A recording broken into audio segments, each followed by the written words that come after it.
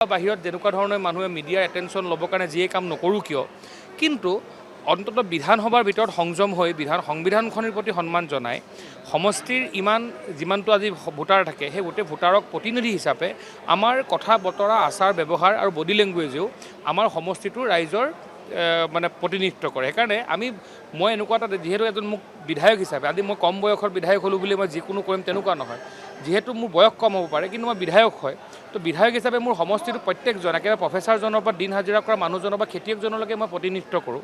তেওঁলোকৰ সন্মান মই প্ৰতিনিধি হিচাপে মই ৰঙানদীৰ পৰা বিধানসভালৈ আনিছোঁ। সেইকাৰণে মই এই কথাটো মনত পেলা ভাল যে মোৰ স্বভাৱ চৰিত্ৰ বা কথা বতৰা যেনেকুৱাই নহওক, কিন্তু মই বিধায়ক হোৱা দিনাখনিৰ পৰা মই সংযম হৈ মোৰ নিজৰ কাম কাৰ্য আগুৱাই নিব লাগিব। সেইকাৰণে বিধানসভাৰ মজিয়াত আপুনি নিজৰ প্ৰশ্ন আজি মই মোৰ প্ৰশ্ন এটা কৈছোঁ, এই প্ৰশ্নটোৰ ওপৰত যদি মই শুনিবলৈ নাপাওঁ, তো যাৰ প্ৰশ্নৰ বিষয়ত কোনো অংশগ্ৰহণেই নাই তেওঁ অযথা প্ৰশ্ন এটা কৰি হুলস্থুলীয়া পৰিৱেশ কৰিলে শাসক বুলিয়ে নহয় শাসক বিৰোধী সকলোৰে কাৰণে অসুবিধাত পৰে।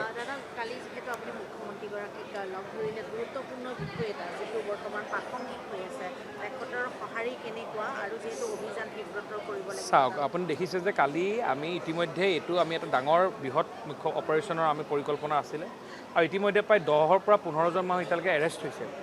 আৰু আপুনি এৰেষ্ট হোৱাৰ লগে লগে এইটো ইমান মানে তীক্ষ্ণভাৱে ইয়াৰ ওপৰত ইমান ক্ষিপ্ৰতাৰে কৰা হ'ব, আপুনি নিশ্চিত থাকক যে মুখ্যমন্ত্ৰীয়ে কালিয়ে DGPক লগে লগে ইনফৰ্মেশ্যন কৰি ইনষ্ট্ৰাকশ্যন দি ইতিমধ্যে অসম পুলিচে পূৰ্বতেও ইয়াৰ ওপৰত অভিযান চলাই আছিল, এতিয়া আৰু অধিক তীব্ৰতৰ। কাৰণ যিহেতু আমি যিহেতু বিধায়ক হোৱাৰ লগে লগে আমাৰ ওচৰলৈ বিভিন্ন ইনফৰ্মেশ্যন আমাৰ গ্ৰাউণ্ডৰ পৰা আহিছিল আৰু এই ইনফৰ্মেশ্যনবিলাক এতিয়া পুলিচৰ লগত শ্বেয়াৰ কৰিছোঁ।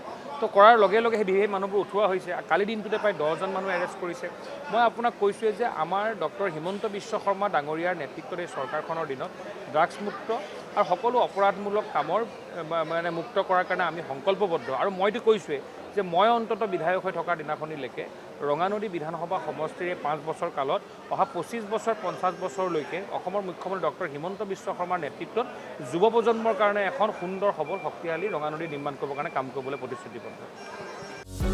যিকোনো খবৰৰ বাবে যোগাযোগ কৰক আমাৰ এই নম্বৰত 9181 307 221।